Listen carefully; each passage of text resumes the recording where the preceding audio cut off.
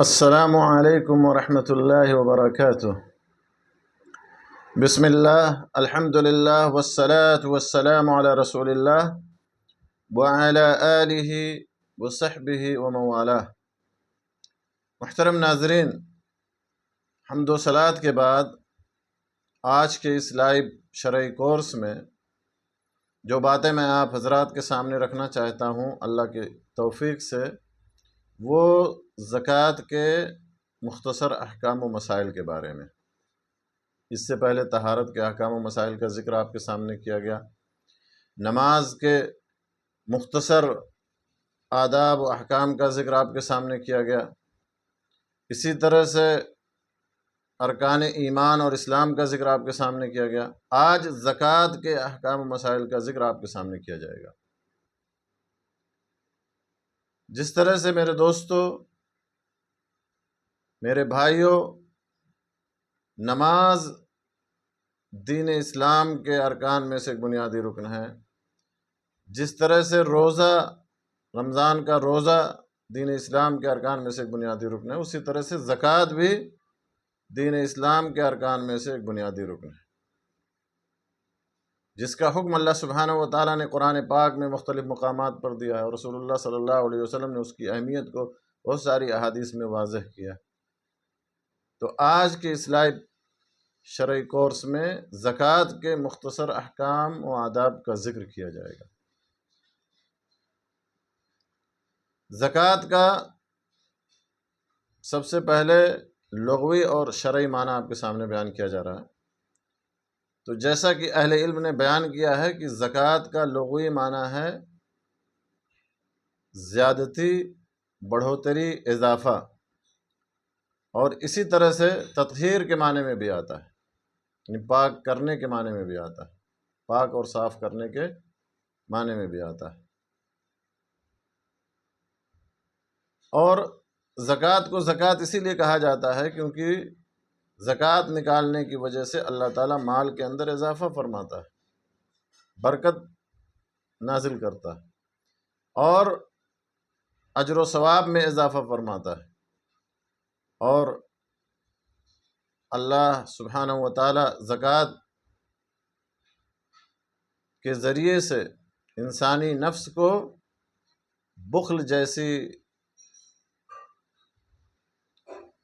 مذموم صفت سے انسانی نفس کو اللہ تعالیٰ پاک کرتا ہے۔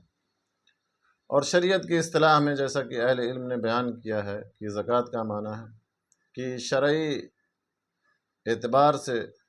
ایک متعین حصہ جو مخصوص قسم کے مال میں ہے اور جسے خاص قسم کے لوگوں کو دیا جاتا ہے۔ اور زکوٰۃ کی جو فرضیت ہے وہ قرآن و سنت اور اجماع سے ثابت ہے۔ اللہ سبحانہ و تعالیٰ نے، جیسا کہ میں نے بتایا آپ کو شروع میں، کہ قرآن میں کئی آیات میں زکوٰۃ کی ادائیگی کا حکم دیا ہے، بلکہ نماز کا حکم جہاں جہاں بھی اللہ سبحانہ و تعالیٰ نے قرآن میں دیا ہے، اکثر مقامات پر نماز کے ساتھ زکوٰۃ کا بھی اللہ سبحانہ و تعالیٰ نے حکم دیا ہے۔ اللہ تعالیٰ فرماتا ہے خُذْ مِنْ أَمْوَالِهِمْ صَدَقَةً تُطَهِّرُهُمْ وَتُزَكِّيهِمْ بِهَا وَصَلِّ عَلَيْهِمْ إِنَّ صَلَاتَكَ سَكَنٌ لَهُمْ، کہ ان کے مال سے صدقہ لو، تُطَهِّرُهُمْ وَتُزَكِّيهِمْ بِهَا، اور اس کے ذریعے سے ان کی تطہیر اور ان کی پاکی اور صفائی ہوگی۔ یعنی مال سے جب وہ صدقہ نکالیں گے، زکوٰۃ کی ادائیگی کریں گے، تو اس کے ذریعے سے ان کی پاکی اور صفائی ہوگی۔ اسی طرح سے دوسری آیت کے اندر اللہ سبحانہ و تعالیٰ نے فرمایا وَفِي أَمْوَالِهِمْ حَقٌّ لِلسَّائِلِ وَالْمَحْرُومِ، کہ سائل سوال کرنے والے کے لیے اور محروم کے لیے ان کے مال میں حق ہے، اور یہ حق زکوٰۃ ہی ہے۔ اور اسی طرح سے جو لوگ سونا اور چاندی جمع کر کے رکھتے ہیں اور اللہ کی راہ میں اسے خرچ نہیں کرتے ہیں، اللہ سبحانہ و تعالیٰ نے ان کے بارے میں فرمایا ہے کہ انہیں عذاب علیم کی، یعنی دردناک عذاب کی خوشخبری سنا دو یا خبر دے دو۔ والذین، اللہ تعالیٰ فرماتا ہے والذین یکنزون الذہب والفضہ ولا ينفقونها فی سبیل اللہ فبشرهم بعذاب علیم، اور اسی طرح سے بخل جیسی مذموم صفت سے اللہ سبحانہ و تعالیٰ نے انسان کو،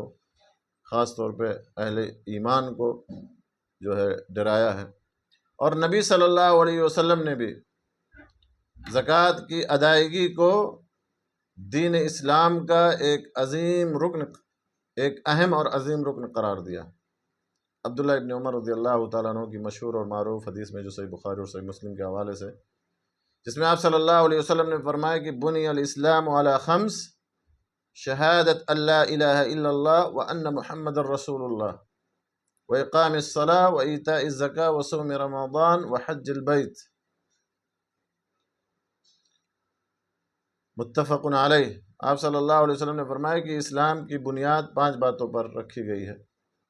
سب سے پہلی بات لا الہ الا اللہ اور محمد رسول اللہ کی گواہی دینا، دوسری بات نماز قائم کرنا، تیسری بات زکوٰۃ کی ادائیگی کرنا، چوتھی بات رمضان کا روزہ رکھنا، اور 5ویں بات حج کرنا۔ تو جو پہلا رکن ہے وہ سب سے بنیادی اور اہم بات ہے، اس کے بغیر کوئی آدمی دین اسلام میں داخل نہیں ہو سکتا، یعنی جب تک کہ لا الہ الا اللہ اور محمد رسول اللہ کی گواہی کوئی نہیں دے گا دین میں داخل نہیں ہوگا۔ اور دین میں داخل ہونے کے بعد سب سے پہلا جو فریضہ ایک مسلمان پر عائد ہوتا ہے وہ نماز ہے، نماز قائم کرنا۔ اور اس کے نماز جو ہے دن میں 5 بار فرض ہے، یا 5 وقت کی نمازیں دن اور رات میں ایک مسلمان مکلف پر فرض ہے۔ اور اس کے بعد زکوٰۃ کی ادائیگی کا معاملہ آتا ہے، یعنی تیسرا رکن زکوٰۃ کی ادائیگی ہے، اور یہ سال میں 1 بار ہے۔ یا اناج اور غلے کے اندر اس کی فصل کی کٹائی کے وقت زکوٰۃ واجب، اور یہ صاحب نصاب، ایسے مسلمان پر جو صاحب نصاب ہو اس پر زکوٰۃ فرض ہے، یعنی جو مالدار ہو، صاحب نصاب ہو، جبکہ نماز کا معاملہ ایسا نہیں ہے۔ اور اس کے بعد رمضان کا روزہ ہے جو چوتھا رکن، جو سال میں 1 بار فرض ہے ہر مسلمان مکلف پر۔ اور اس کے بعد حج ہے جو زندگی میں 1 بار فرض ہے، اس کے بعد اگر کوئی حج کرتا ہے تو اس کا حج نفلی حج ہوگا۔ اسی طرح سے عبداللہ ابن عباس رضی اللہ تعالیٰ عنہما کی حدیث میں ہے کہ رسول اللہ صلی اللہ علیہ وسلم نے جب معاذ ابن جبل رضی اللہ تعالیٰ عنہ کو یمن کی جانب بھیجا تو آپ نے ان سے کہا کہ تم اہل کتاب کے پاس جا رہے ہو تو سب سے پہلے انہیں لا الہ الا اللہ اور محمد رسول اللہ کی گواہی کی طرف دعوت دینا، یعنی اس بات کی دعوت دینا کہ وہ لا الہ الا اللہ اور محمد رسول اللہ کی گواہی دیں۔ اگر وہ تمہاری بات مان لیں تو پھر انہیں تم یہ بتانا کہ اللہ تعالیٰ نے تم پر ہر دن اور رات میں 5 وقت کی نمازوں کو فرض کیا۔ اگر یہ بھی مان لیں تو یہ بتانا کہ اللہ تعالیٰ نے تم پر زکوٰۃ کو فرض کیا ہے، جو مالداروں سے لے کر کے غریبوں میں تقسیم کیا جائے گا۔ تو اس میں بھی اللہ کے نبی صلی اللہ علیہ وسلم نے حضرت معاذ بن جبل رضی اللہ تعالیٰ عنہ کو ترتیب کے ساتھ دعوت دینے کا جو طریقہ بتایا ہے، سب سے پہلے لا الہ الا اللہ اور محمد رسول اللہ کی دعوت، پھر نماز کی، پھر زکوٰۃ کی دعوت۔ اور زکوٰۃ یہ میں نے جیسا کہ آپ کو بتایا کہ دین اسلام کے ارکان میں سے ایک بنیادی رکن ہے، دین اسلام کے فرائض میں سے ایک اہم فریضہ ہے، اور اس کا نکالنا فوری طور پر واجب اور ضروری ہے۔ اور امت اسلامیہ کا اس بات پر اجماع ہے کہ زکوٰۃ نہ دینا یہ بڑے بڑے گناہوں میں سے ہے۔ اور اگر کوئی شخص زکوٰۃ کی فرضیت کا منکر ہے، زکوٰۃ کے وجوب کا انکار کرتے ہوئے زکوٰۃ نہیں نکالتا ہے علم ہونے کے بعد بھی، تو وہ کافر ہو جاتا ہے، دین سے باہر ہو جاتا ہے۔ اور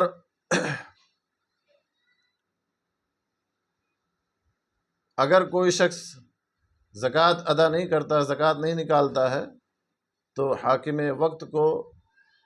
اس سے جبری طور پر، جبراً اور قہراً اس سے زکوٰۃ وصول کرنا حاکم وقت کے لیے جائز ہے، اور یہ کہ اسے اس کی تادیب کرے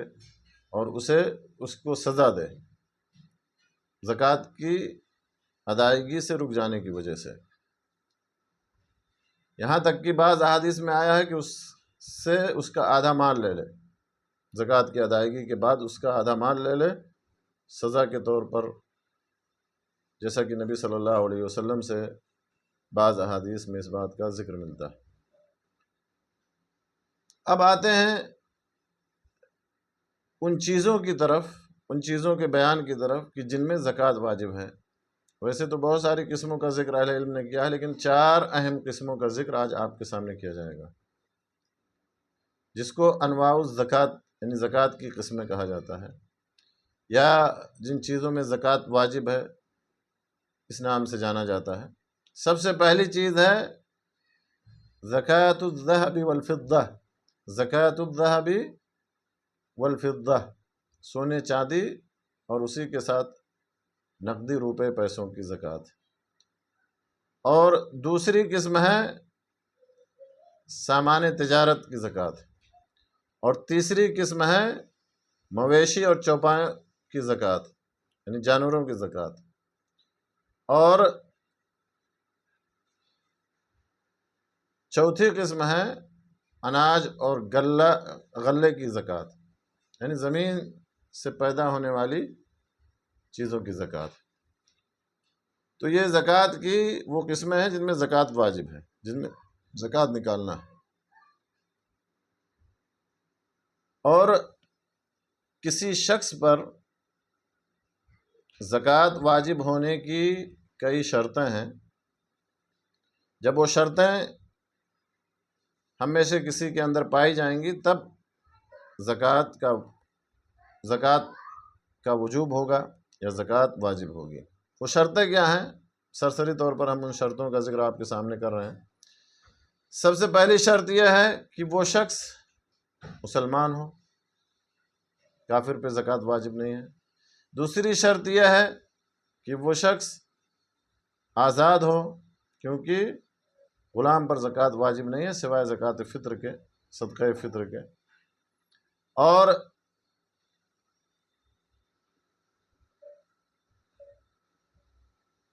تیسری شرط ہے،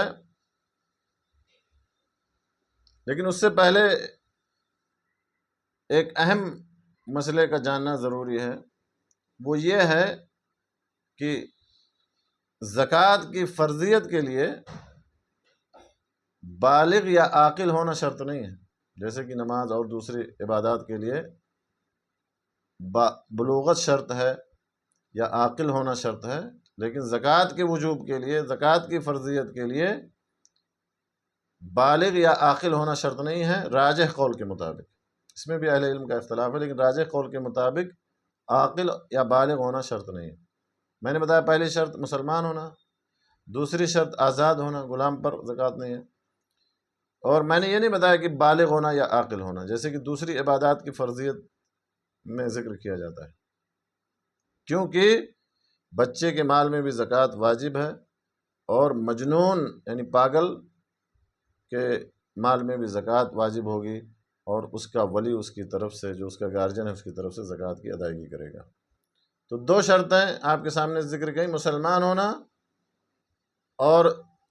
دوسری شرط آزاد ہونا۔ تیسری شرط کیا ہے؟ تیسری شرط یہ ہے کہ جس مال کا وہ مالک ہے وہ نصاب تک پہنچ جائے، یعنی صاحب نصاب ہونا۔ مال ہے لیکن صاحب نصاب تک نہیں پہنچا تو اس پہ زکوٰۃ نہیں ہے۔ لہذا جس مال کا وہ مالک ہے اس مال کا نصاب تک پہنچنا، اور نصاب ایک معین یا متعین یا مخصوص قیمت ہے، جب اس قیمت تک کسی آدمی کا مال پہنچ جائے تو اس میں زکوٰۃ واجب ہو جائے گی۔ چوتھی شرط کیا ہے کہ اس نصاب پر یا نصاب کی قیمت پر ایک مکمل ہجری سال کا گزرنا۔ کسی کے پاس یعنی مسلمان ہے، آزاد ہے، صاحب نصاب بھی ہے، یعنی اس کا مال نصاب کو پہنچتا ہے، لیکن اس پہ سال نہیں گزرتا، اس سے پہلے ہی اس کا مال خرچ ہو جاتا ہے، تو اس پہ زکوٰۃ واجب نہیں ہے، کیونکہ نبی صلی اللہ علیہ وسلم کی حدیث ہے لا زکاة فی مال حتی یحول علیہ الحول، یعنی کسی بھی مال میں زکوٰۃ نہیں یہاں تک کہ اس پر 1 سال گزر جائے۔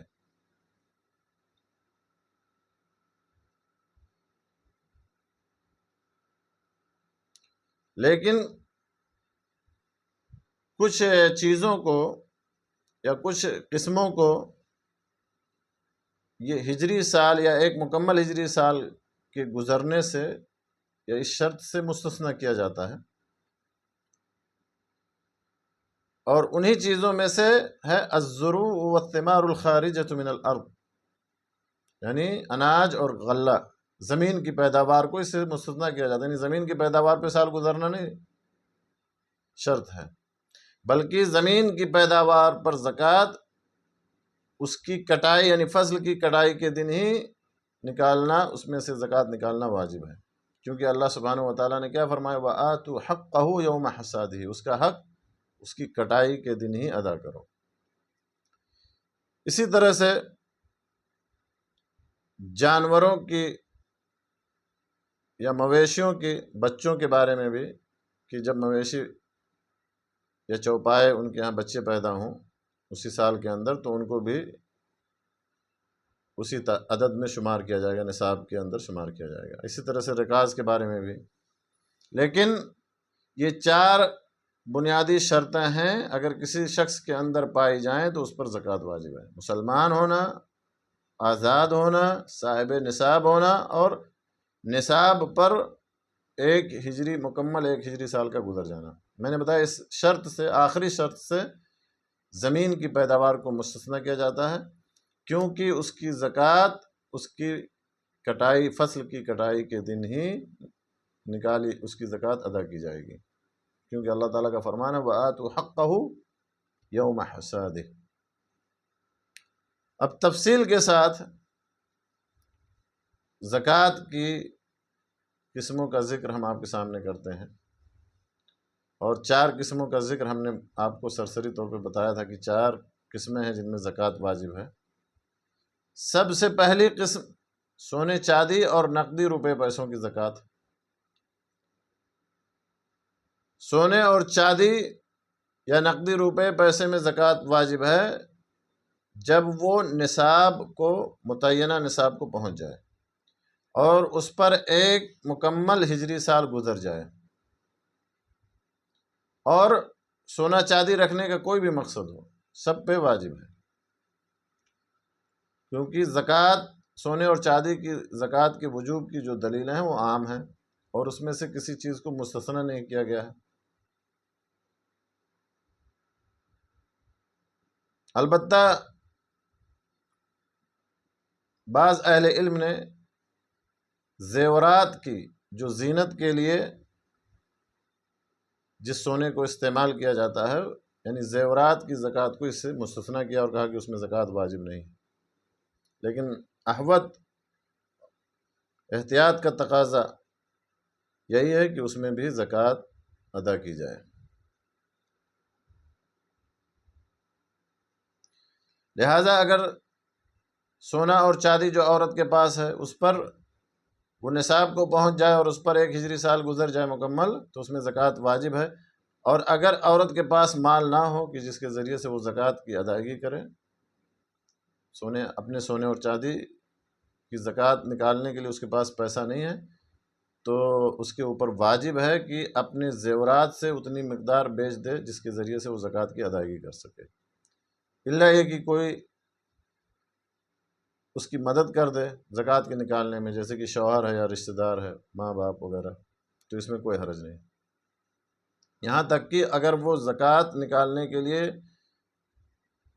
کچھ قرض بھی لے لے تو اس میں بھی کوئی حرج نہیں۔ تو سونا اور چاندی اور نقدی اور روپیہ پیسہ، سونے چاندی کے علاوہ یا نقدی اور روپے پیسے کے علاوہ دوسری قیمتی چیزوں میں، جیسے کہ ہیرا ہے، یاقوت ہے، ہیرا موتی ہے، اس میں زکوٰۃ واجب نہیں ہے چاہے جتنی اس کی قیمت پہنچ جائے۔ سوائے اس کے کہ اس میں سے جس چیز کی تجارت کی جائے تو وہ سامان تجارت کی زکوٰۃ کے ضمن میں اس میں زکوٰۃ واجب ہوگی۔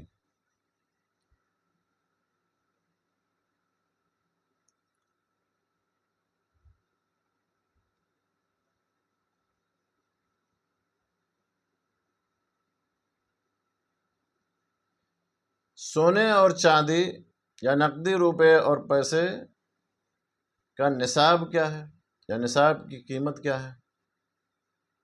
تو سونے اور چاندی یا نقدی اور روپے پیسے کا نصاب 20 دینار من الذهب، یعنی سونے کا نصاب ہے 20 دینار۔ سونے کا نصاب 20 دینار ہے، جو آج کل کے حساب سے 25 گرام سونے کے برابر، جسے اہل علم نے 85 گرام 85 گرام سونے کے برابر قرار دیا۔ لہذا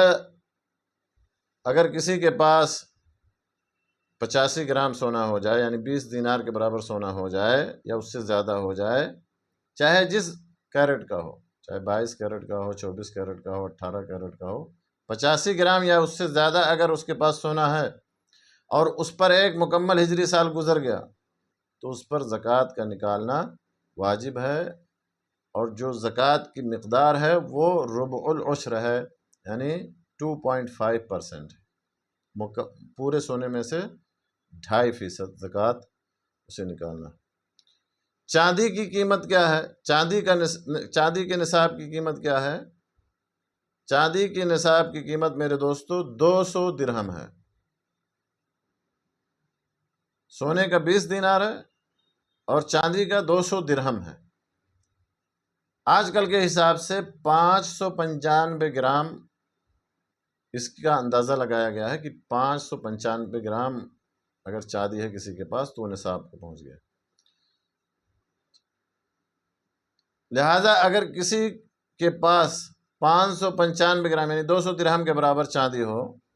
اور اس پر ایک مکمل ہجری سال گزر جائے تو اس پر اس چاندی میں زکوٰۃ نکالنا واجب ہوگا، اور اس کی مقدار ربع العشر ہے، یعنی 2.5%، 2.5% پورے چاندی میں سے۔ تو یہ اور سونے اور چاندی کا نصاب ہو گیا، اور اسی پر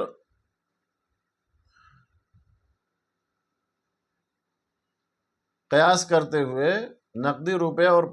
پیسوں کے اندر بھی زکوٰۃ ہے۔ لہذا اگر کسی کے پاس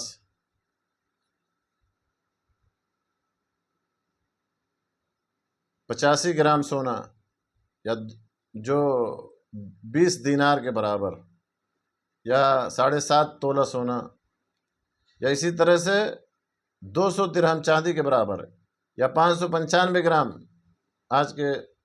وزن کے حساب سے یا 52.5 تولہ چاندی کے برابر اگر کسی کے بعد نقدی روپیہ اور پیسہ ہو جائے تو اس میں زکوٰۃ نکالنا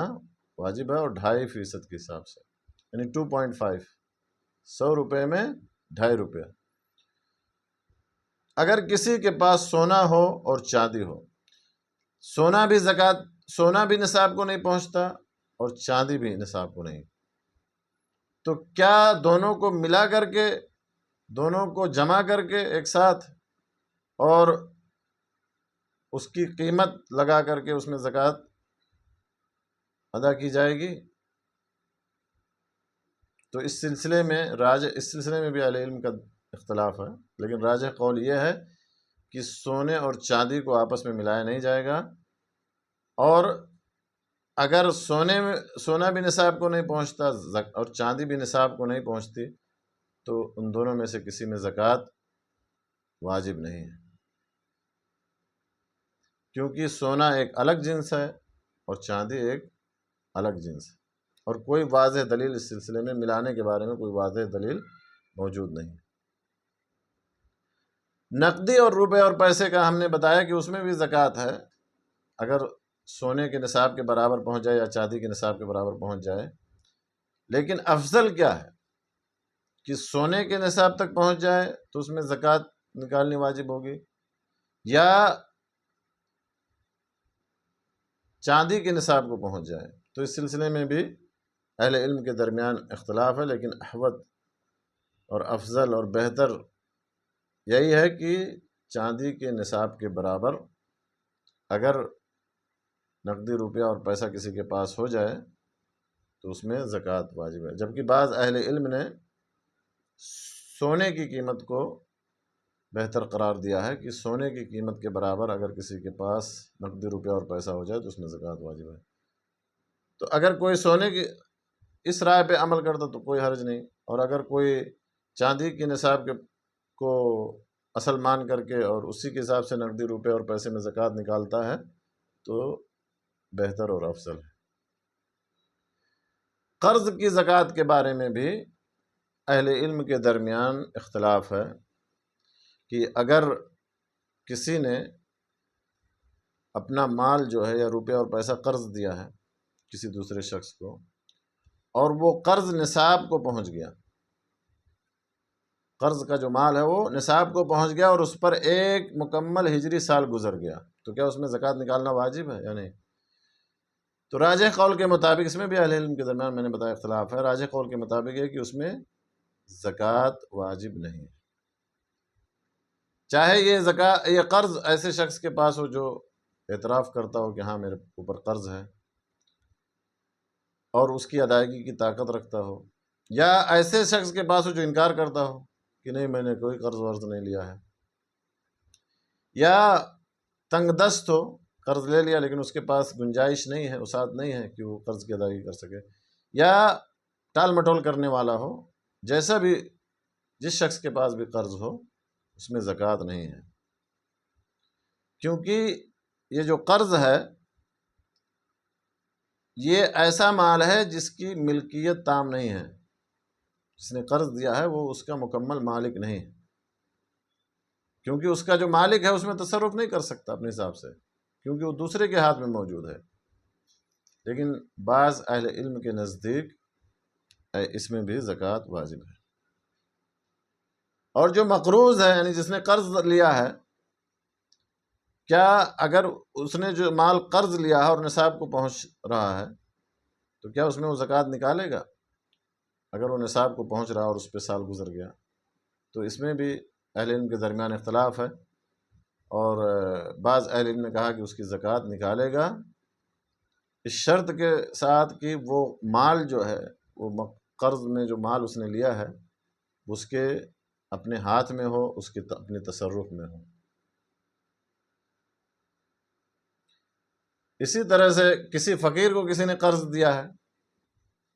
کسی غریب آدمی محتاج آدمی کو قرض دیا ہے، اب زکوٰۃ نکالنے کا وقت آیا تو کیا وہ شخص جس نے قرض دیا ہے وہ یہ نیت کر سکتا ہے کہ وہ میں اس کو زکوٰۃ میں دیتا ہوں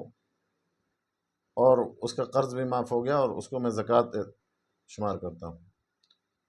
تو اس میں بھی اہل علم کے درمیان اختلاف ہے، قول یہ ہے کہ یہ زکوٰۃ کی ادائیگی ایسے نہیں کی جا سکتی، اور دوسرا قول یہ ہے کہ زکوٰۃ اس طرح سے ادا کی جا سکتی ہے، اور اس کو راجح بھی قرار دیا ہے، بعض اہل علم نے اس کو راجح قرار دیا ہے، لیکن شرط یہ ہے کہ جس نے قرض لیا ہو وہ زکوٰۃ کے مستحقین میں سے ہو، جس میں مصارف زکوٰۃ میں سے ہو، زکوٰۃ کے حقدار میں سے ہو، تو اس کو زکوٰۃ کی نیت سے جس نے قرض دیا ہے زکوٰۃ کی نیت کر سکتا ہے اور اسے جو ہے اس کو معاف کر سکتا ہے، مطلب اس کا قرض زکوٰۃ میں ہی اس کو زکوٰۃ کے حساب سے نکال دیا جائے گا۔ دوسری قسم ہے زکوٰۃ کی، پہلی قسم کا ذکر آپ کے سامنے کیا گیا، دوسری قسم ہے سامان تجارت کی زکوٰۃ۔ پہلی قسم سونے چاندی اور نقدی روپے پیسے کی زکوٰۃ، دوسری قسم سامان تجارت کی زکوٰۃ، عروض التجارہ اس کو کہا جاتا ہے، اور ہر وہ سامان جس میں آدمی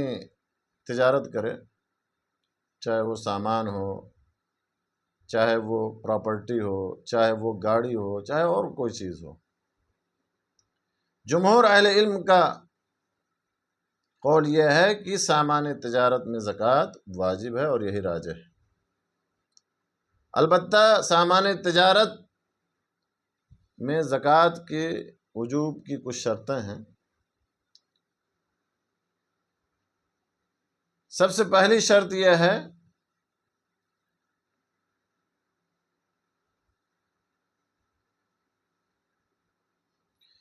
کہ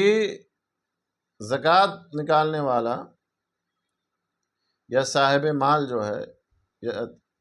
جو تاجر ہے، بزنس مین ہے، وہ ان سامان جو سامان ہے ان سامان کا وہ حقیقی مالک ہو اور مکمل مالک ہو۔ ایسا نہیں کہ وہ اس پر اس کے ذمہ دار بنایا گیا ہے یا اسے وکیل بنایا گیا ہے یا نوکری کرتا وہاں پر نہیں۔ جو سامان کا مالک ہے، جو سامان کا مالک ہے، وہ اس کا حقیقی مالک ہو اور مکمل مالک ہو۔ دوسری شرط یہ ہے کہ اس کی نیت تجارت کی ہو، البتہ جمع کرنے کے لیے، ذخیرہ اندوزی کے لیے یا استعمال کرنے کے لیے کوئی سامان اگر لیا کسی نے تو وہ اس کا شمار سامان تجارت میں نہیں ہوگا اور اس میں زکوٰۃ واجب نہیں ہوگی۔ تیسری شرط یہ ہے کہ جو سامان تجارت ہے وہ سامان جو ہے اس کی قیمت نصاب کو پہنچ جائے، سونے اور چاندی کے نصاب کو۔ اب سونے، چاہے وہ سونے کے نصاب کو لے یا چاندی کے نصاب کو لے۔ اور چوتھی شرط یہ ہے کہ اس پر مکمل 1 ہجری سال گزر جائے۔ مثال کے طور پر اگر کسی شخص نے گاڑی خریدی یا زمین خریدا، پلاٹ خریدا خاص اپنے استعمال کے لیے، اس پر بنانے کے لیے، گھر بنانے کے لیے، تجارت کی نیت اس کی نہیں ہے تو اس میں زکوٰۃ نہیں۔ لیکن کسی نے گاڑی خریدی یا زمین خریدا اور پھر بعد میں اس کا ارادہ ہوا کہ اسے بیچ دے گا کیونکہ اس کی ضرورت نہیں، گاڑی کی ضرورت نہیں ہے یا زمین کی اب اس کو ضرورت نہیں ہے یا اس میں فائدہ زیادہ اس کو مل رہا ہے اگر بیچ دے گا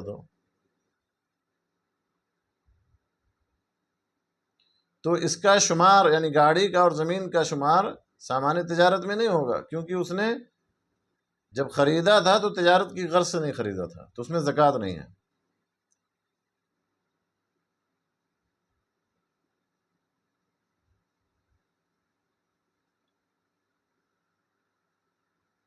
اسی طرح سے سامان تجارت کے اندر ہر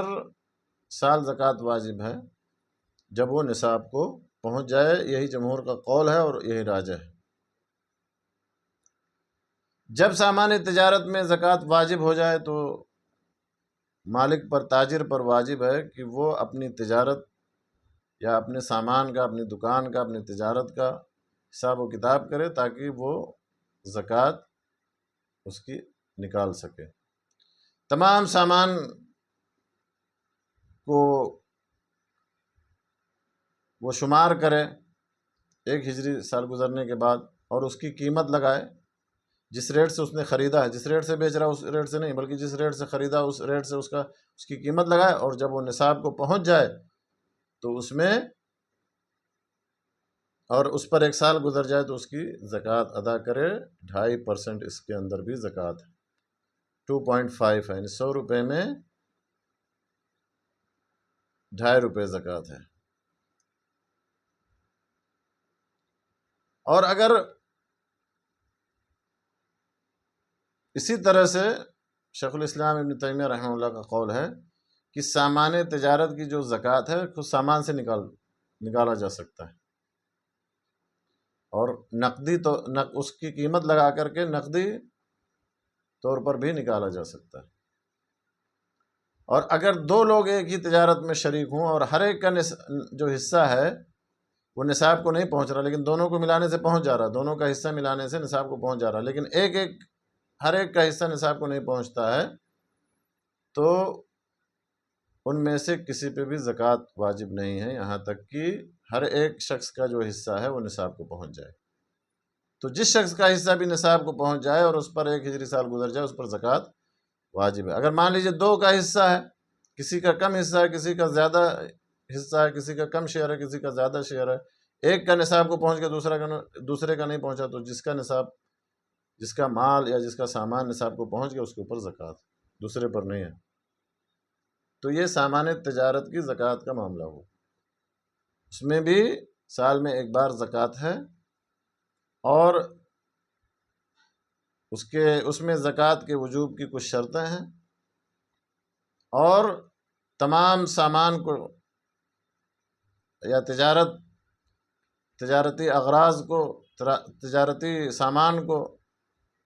شمار کر کے اس کی قیمت لگا کر کے اگر وہ نصاب کو پہنچ جائے، یعنی اور اس کا بھی نصاب جو ہے سونے یا چاندی کی طرح سے ہے، چاہے سونے پر قیاس کر لے یا چاندی پر قیاس کر لے، جیسا اس کے نزدیک راجح ہو، اور پھر اس کی قیمت میں 2.5% زکوٰۃ نکال دے۔ اس کی جو کل قیمت ہے اس میں 2.5%، یعنی 100 روپے میں 2.5 روپے کے حساب سے زکوٰۃ ادا کر دے۔ زکوٰۃ کی تیسری قسم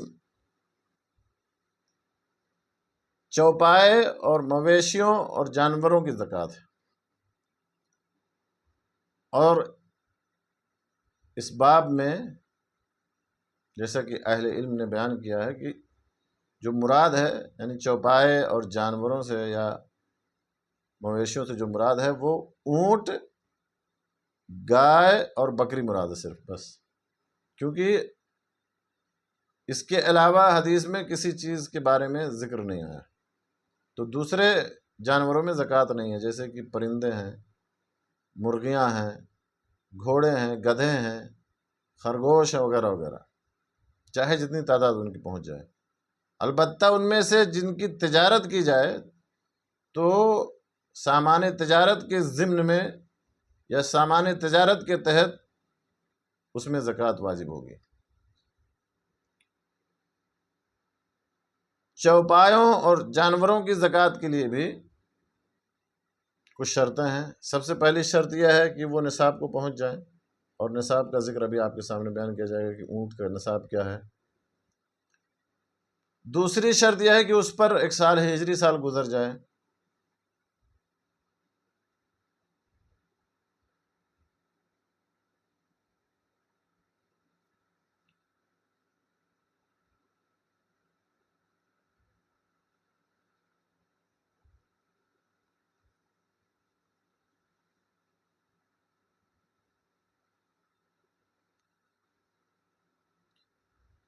تو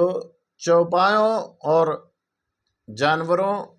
یا مویشیوں میں زکوٰۃ کے وجوب کے لیے یہ شرطیں ہیں، جیسا کہ اہل علم نے بیان کیا کہ نصاب کو پہنچ جائیں اور اس پر 1 مکمل ہجری سال گزر جائے۔ اسی طرح سے ایک شرط کا اضافہ بعض اہل علم نے یہ بھی کیا ہے کہ وہ ایسے جانور ہوں یا ایسے چوپائے ہوں جو باہر عام چراگاہ سے اپنا پیٹ بھرتے ہوں، گھر کا چارہ، گھر کے اندر چارہ، وہ صرف گھر کے اندر چارہ کھانے والے جانور نہ ہوں۔ جمہور اہل علم کا قول یہ ہے کہ اگر وہ گھر کے اندر چارہ کھانے والے جانور ہیں تو اس میں زکوٰۃ نہیں ہے۔ البتہ اگر وہ تجارت کی غرض سے جو ہے پالے جائیں تو اس میں بھی زکوٰۃ واجب ہے سامان تجارت کے تحت۔ اب نصاب کا ذکر آپ کے سامنے کرتے ہیں کہ اونٹ کا نصاب کیا ہے، گائے کا نصاب کیا ہے، گائے میں زکوٰۃ کے وجوب کا نصاب کیا ہے، اسی طرح بکری کا نصاب کیا ہے۔ اور شریعت نے سب کی ایک حد متعین کی ہے، ایک مقدار متعین کی ہے زکوٰۃ کی۔ 1 سے لے کر کے 4 تک کوئی زکوٰۃ نہیں۔ اگر 1 سے لے کر کے 4 اونٹ کی زکوٰۃ کا نصاب آپ کے سامنے پیش کیا جا رہا ہے، 1 سے لے کر کے 4 اونٹ تک اگر کوئی مالک ہے، کسی کے پاس 1 سے لے کر کے 4 اونٹ ہیں تو اس میں زکوٰۃ نہیں۔ 5 سے لے کر کے 9 تک اگر کسی کے پاس اونٹ ہوں تو اس میں زکوٰۃ ہے، اور 1 بکری زکوٰۃ اس میں نکالی جائے گی۔ 10 سے 14 تک اگر کسی کے پاس ہوں تو 2 بکریاں نکالی جائیں گی۔ 15 سے لے کر کے 19 تک اگر کسی کے پاس تو 3 بکریاں نکالی جائیں گی۔ 20 سے لے کر کے 24 تک کسی کے پاس بکریاں ہوں، اونٹ ہوں تو 4 بکریاں نکالی جائیں گی۔ اور اسی طرح سے 25 سے 35 تک ہو تو بنت مخاض، اور اگر 36 سے 45 تک ہو تو بنت لبون، اور 46 سے 60 تک ہو تو حقہ، اور 61 سے 75 اونٹ کسی کے پاس ہو تو جزعہ۔ اور سب کی تعریف ہے کہ بنت لبون اور بنت مخاض اور حقہ اور جزعہ کسے کہتے ہیں۔ بنت مخاض کہتے ہیں یعنی 25 سے 35 اونٹ میں جس کو زکوٰۃ میں نکالا جائے گا، یعنی اونٹنی جو 1 سال پورا کر لے اور دوسرے سال میں داخل ہو۔ اور بنت لبون کہتے ہیں وہ اونٹنی جو 2 سال پورا کر کے تیسری سال میں داخل ہو، اور حقہ کہتے ہیں جو 3 سال پوری کر کے چوتھی سال میں داخل ہو۔ جزا کہتے ہیں کہ جو 4 سال پوری کر لے اور 5ویں سال میں داخل ہو۔ اسی طرح سے 76 سے 90 تک میں 2 بنت لبون ہیں، 91 سے 120 تک میں 2 حقہ ہے۔ بکریوں کی زکوٰۃ یا بکریوں کا نصاب کیا ہے؟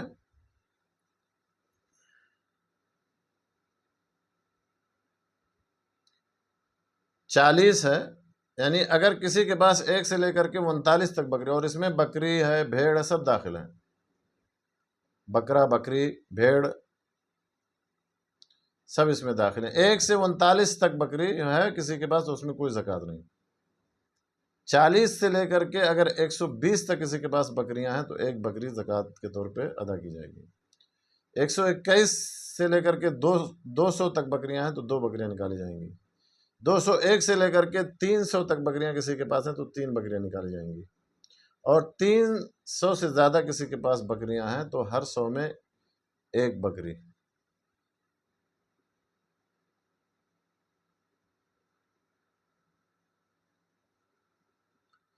گائے کی زکوٰۃ کا نصاب کیا ہے؟ جب تک 30 گائے کسی کے پاس نہ ہو جائے تب تک اس میں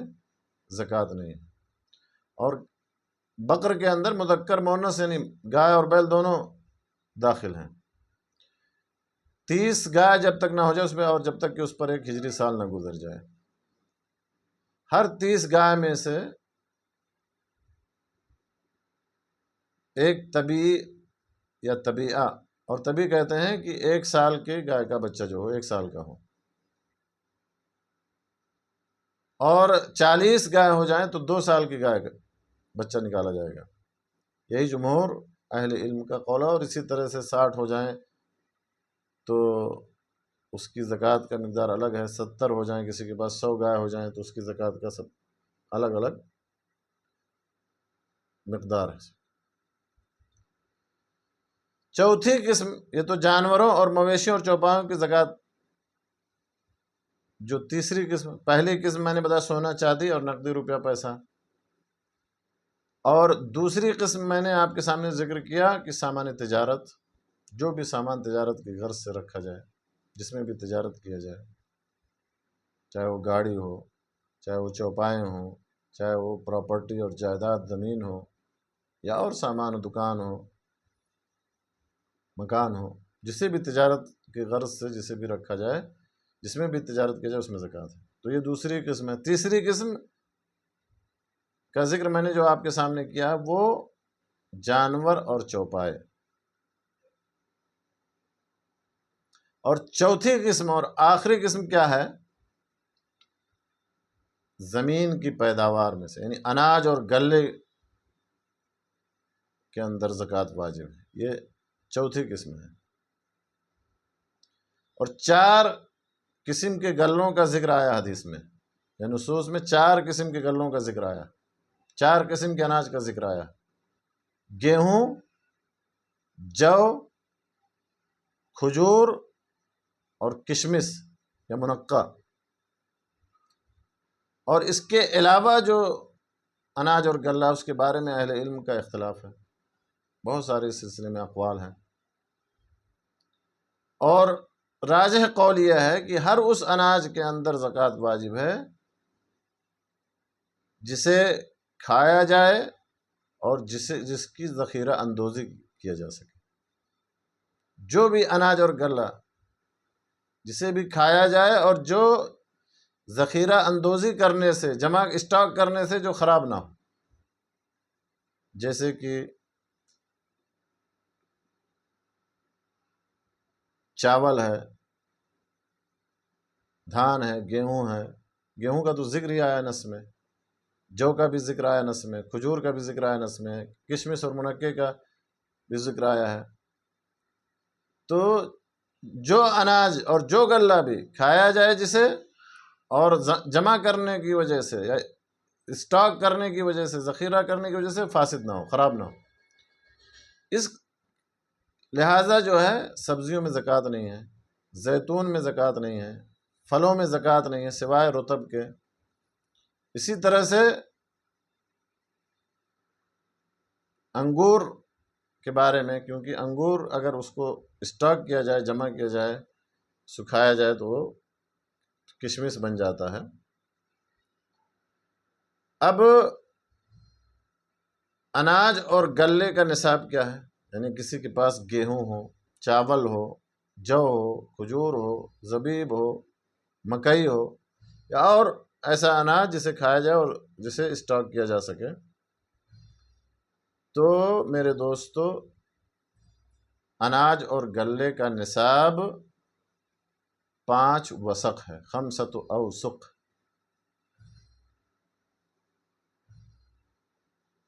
اور یہ 5 وسق جو ہے آج کل کے وزن کے حساب سے اس میں بھی اختلاف ہے، کسی نے اس کو 600 کلو گرام کہا ہے، کسی نے 647 کلو گرام، کسی نے 700 کلو، لیکن بہتر اور افضل رائے جو ہے وہ ہے 600 یا 647 کلو۔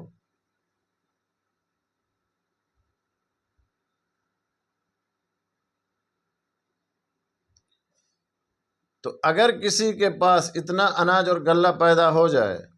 یعنی جو 5 وسق کے برابر ہو جائے، یعنی 600 یا 647 کلو گرام کے برابر ہو جائے، تو پھر اس میں زکوٰۃ واجب ہے۔ اب مقدار کیا ہے زکوٰۃ کی؟ اناج اور غلے کی زکوٰۃ کی مقدار یعنی کتنا نکالنا ہے؟ تو 2 مقدار ہے، ایک ہے عشر اور ایک ہے نصف العشر، یعنی 10% یا پھر 5%۔ 10% کس اناج اور غلے میں سے نکالا جائے گا؟ 10% یعنی 100 میں 10 کلو، 600 میں 60 کلو، ایسے اناج اور غلے کے اندر کہ جو بغیر خرچ کے جس کی سینچائی ہوئی ہو، جیسے کہ بارش کے پانی سے اس کی سینچائی کی گئی ہو اور اناج پیدا ہوا ہو، یا نہر کے پانی سے اس کی سینچائی ہوئی ہو اور اناج پیدا ہوا ہو۔ لیکن اگر اناج اور غلے کی پیداوار یا اناج اور غلے کی جو سینچائی ہوئی ہے وہ خرچ کے ذریعے سے، جیسے کہ بورنگ کے ذریعے سے یا اور دوسرے آلات کے ذریعے سے، جس میں خرچ انسان نے کیا ہو، تو اس میں نصف العشر یعنی 5%، یعنی 100 کلو میں 5 کلو، 600 میں 300 کلو یا 30 کلو۔ اور یہی جمہور اہل علم کا مذہب ہے، اور اس میں کسی نے اختلاف نہیں کیا۔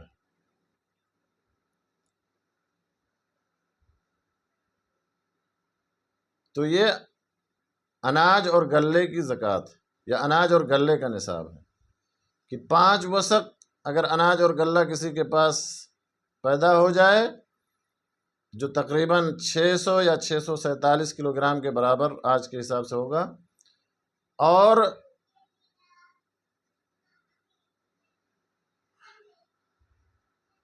اگر بغیر خرچ کے اس کی سینچائی ہوئی ہو اور اناج اور غلہ پیدا ہوا ہو تو اس میں 10واں حصہ، اور اگر خرچ کے ذریعے سے اس کی سینچائی کی گئی ہو اور پھر اناج اور غلہ پیدا ہوا ہے تو اس میں 5% یعنی 5واں حصہ،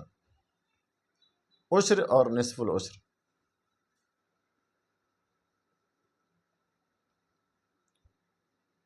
اور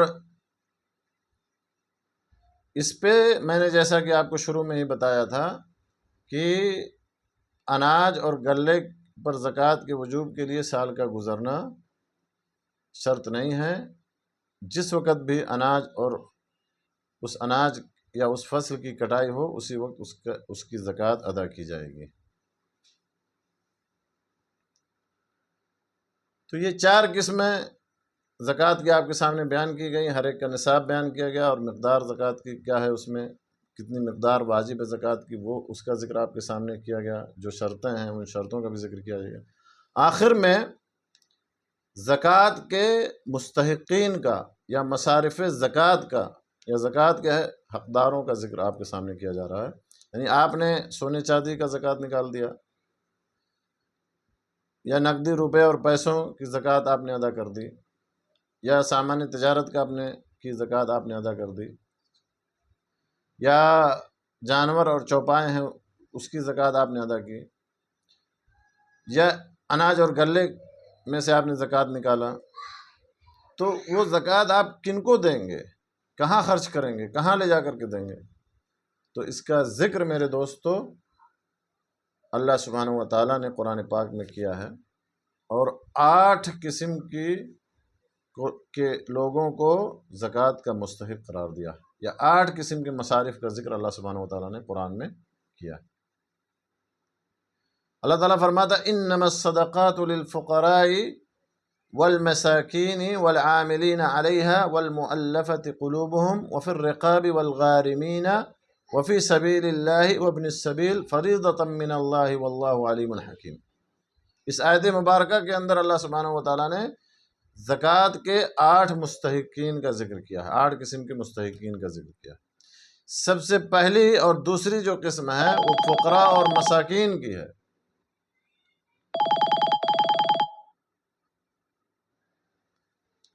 سب سے پہلی قسم زکوٰۃ کے مستحقین کی جو ہے وہ فقراء اور مساکین کی ہے. اور فقراء اور مساکین کی تعریف میں یا دونوں میں کیا فرق ہے، اس سلسلے میں اہل علم کا اختلاف ہے. لیکن خلاصہ یہ ہے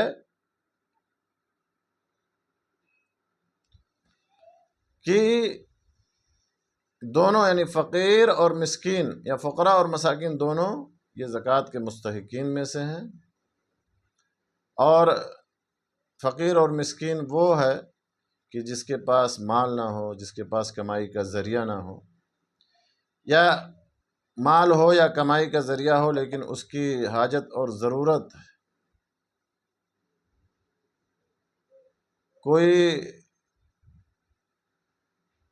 اگر مال ہے یا کمائی ہے لیکن اس کی جو ضرورت ہے اس کے لیے اس کے گھر کی جو اخراجات ہیں اس کے لیے کافی نہیں، گھر کی جو اساسی بنیادی جو ضروریات ہیں، گھر والوں کی جو ضروریات ہیں اس کے لیے کافی نہیں ہے، جیسے کہ کھانا پینا، کپڑا، روم کا رینٹ ہے، علاج ہے، بجلی کا بل ہے، پانی کا بل ہے، گیس کا بل ہے، وغیرہ وغیرہ. تو وہ فقیر جس کے پاس مال نہ ہو یا کمائی کا ذریعہ نہ ہو،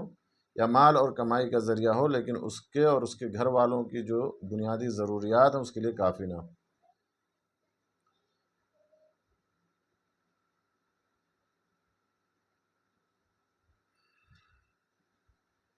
تو اسے میرے دوستو ان کا شمار جو ہے فقراء اور مساکین میں ہوگا، اور یہ دونوں زکوٰۃ کے مستحقین میں سے. تیسری قسم ہے زکوٰۃ کے مستحقین کی العاملون علیہا، زکوٰۃ کے لیے کام کرنے والے لوگ، جن کی ڈیوٹی لگتی ہے حاکم وقت کی طرف سے زکوٰۃ جمع کرنے کی، ان لوگوں سے جن کے اوپر زکوٰۃ واجب. اسی طرح سے جو زکوٰۃ کی نگرانی کرنے والے، زکوٰۃ کی حفاظت کرنے والے، اسی طرح سے وہ لوگ جو زکوٰۃ کو مستحقین میں بانٹنے والے ہیں، تو ان کو بھی زکوٰۃ سے ادا کیا جائے گا، ان کو بھی زکوٰۃ کے مال سے دیا جائے گا اگرچہ وہ مالدار کیوں نہ ہو، کیونکہ یہ ان کا حق ہے جو شریعت نے بیان کیا ہے. الا کہ وہ دوسرے لوگوں کے لیے خود ہی تنازل کر لیں، خود ہی جو ہے پیچھے ہٹ جائیں تو الگ بات. تو یہ تیسری قسم ہے زکوٰۃ کے لیے کام کرنے والے لوگ، جو زکوٰۃ جمع کرنے والے ہیں، زکوٰۃ کی نگرانی کرنے والے ہیں، زکوٰۃ ڈسٹریبیوٹ کرنے والے ہیں، زکوٰۃ تقسیم کرنے والے ہیں۔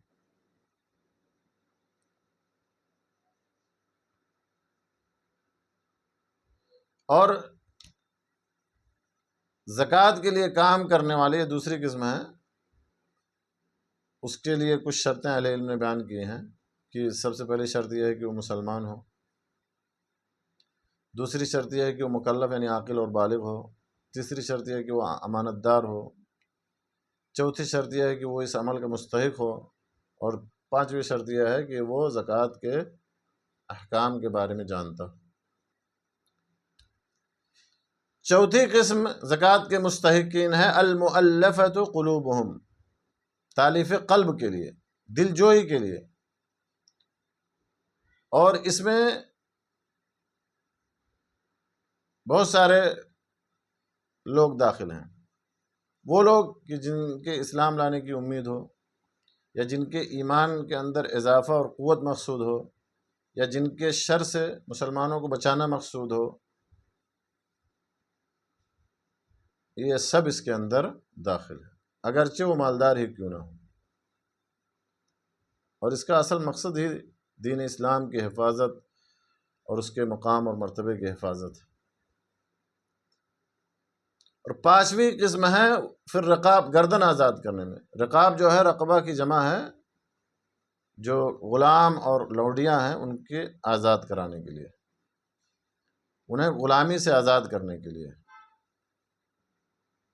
غلام کو نہیں، غلامی سے آزاد کرانے کے لیے۔ اور اس میں مکاتب غلام داخل ہیں، جنہوں نے اپنے مالک سے اپنے آپ کو خرید لیا ہے کچھ مال کے بدلے میں، کہ اتنا مال دیں گے آپ ہم کو آزاد کر دیجئے۔ اسی طرح سے اس میں غلاموں کو خرید کر کے ان کو آزاد کرنا بھی داخل ہے، اور اگر کوئی مسلمان قیدی ہے تو اس کو بھی آزاد کرانے کے لیے یہ مال خرچ کیا جا سکتا ہے راجح قول کے مطابق۔ اور چھٹی قسم ہے میرے دوستو مستحقین زکوٰۃ کی، چھٹی قسم ہے الغارمون، اور اس سے مراد وہ مسلمان ہیں جن کے اوپر قرض دار لوگ۔ غارمون، غارم کی جمع ہے کہ جس کے اوپر قرض ہو اور اسے قرض دار کہا جاتا ہو۔ ایک شخص اور قرض دار کی یا مقروض کی بھی دو قسمیں ہیں۔ پہلی قسم ہے کہ جو لوگوں کے درمیان صلح کرانے کے لیے قرض لیا ہو، یعنی دو قبیلوں کے درمیان، دو فیملیوں کے درمیان، جن کے درمیان اختلاف ہو، صلح کرانے کے لیے ایک قبیلے کو یا دونوں کو مال دے تاکہ دونوں لوگ راضی ہو جائیں اور دونوں میں صلح ہو جائے، تو اسے بھی زکوٰۃ کا مال دیا جا سکتا ہے۔ اور دوسری قسم ہے جو اپنے لیے قرض لے، علاج کے لیے لے، گھر خریدنے کے لیے لے، کپڑے کے لیے لے، گھر کے سامان کے لیے لے، تو یہ بھی، یا کوئی حادثے کا شکار ہو جائے تو اس کو بھی دیا جا سکتا ہے۔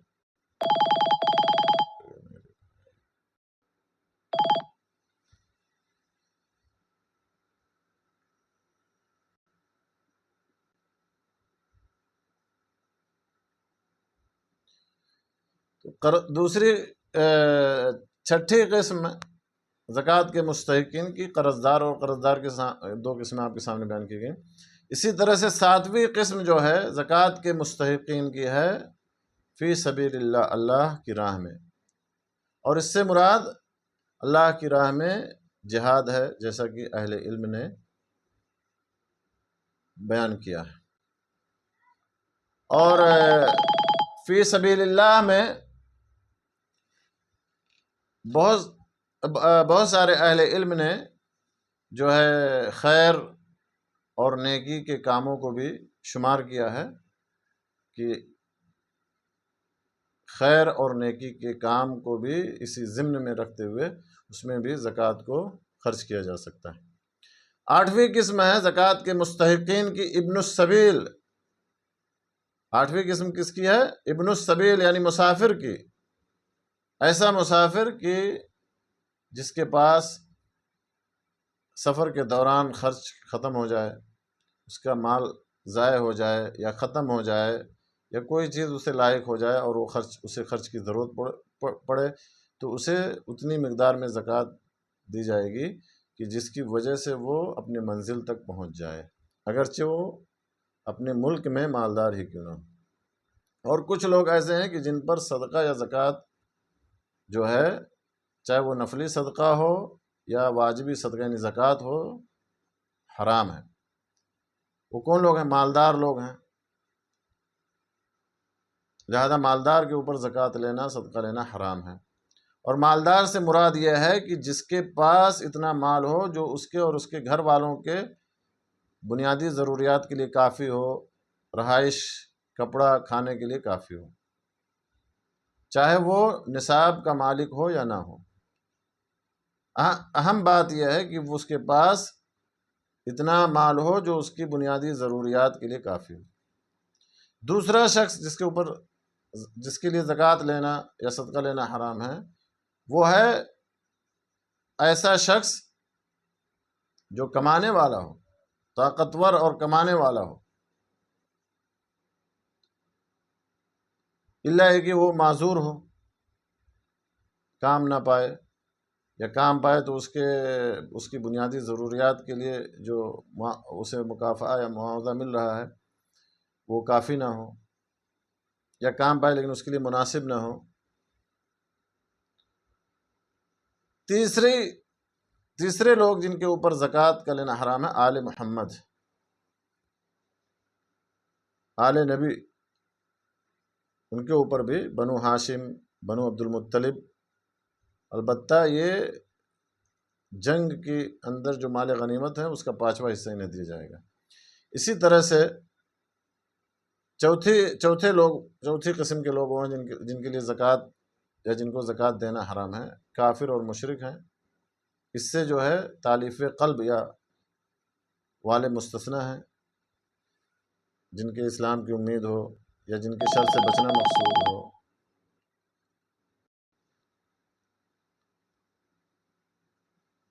تو یہ میرے دوستو زکوٰۃ کے مستحقین کا ذکر آپ کے سامنے کیا گیا، اور پھر ان لوگوں کا ذکر کیا گیا جن کے اوپر زکوٰۃ لینا یا جن کے اوپر زکوٰۃ لینا جن کے اوپر حرام ہے یا جن کو زکوٰۃ دینا حرام ہے۔ اور مالداروں میں سے جیسا کہ آپ کو بتایا گیا کہ کچھ لوگوں کو مستثنیٰ کیا گیا ہے، زکوٰۃ وہ لے سکتے ہیں، جیسے کہ جو زکوٰۃ کے لیے کام کرنے والے ہیں، العاملین علیہا میں جو داخل ہیں۔ اسی طرح جو قرض دار ہیں یا جو اللہ کی راہ میں غزوہ کرنے والے ہیں، غازی ہیں، جو یہ مستثنیٰ ہیں اس سے۔ تو میرے دوستو یہ مختصر انداز میں آپ کے سامنے زکوٰۃ کے احکام و مسائل کا ذکر کیا گیا۔ اللہ سبحانہ و تعالیٰ سے دعا ہے کہ اللہ تعالیٰ ہمیں ان باتوں کو جاننے، سننے اور سمجھنے کے بعد اللہ ہمیں ان پر عمل کرنے کی توفیق عطا فرمائے۔ اللہ تعالیٰ ہمیں، اگر ہم صاحب نصاب ہیں تو اللہ تعالیٰ ہمیں اپنے مال میں زکوٰۃ کی وقت پر زکوٰۃ کی ادائیگی کی توفیق عطا فرمائے۔ اللہ تعالیٰ ہمیں جب تک اس دنیا میں زندہ رکھے ایمان پر، اسلام پر، توحید پر، اور جب ہمارا خاتمہ ہو جان نکلے ایمان پر، اسلام پر، توحید پر، کلمہ لا الہ الا اللہ محمد رسول اللہ پر ہمارے جان نکلے۔ وآخر دعوانا ان الحمد للہ رب العالمین، وصلی اللہ علی نبینا محمد وعلی آلہ وصحبہ اجمعین۔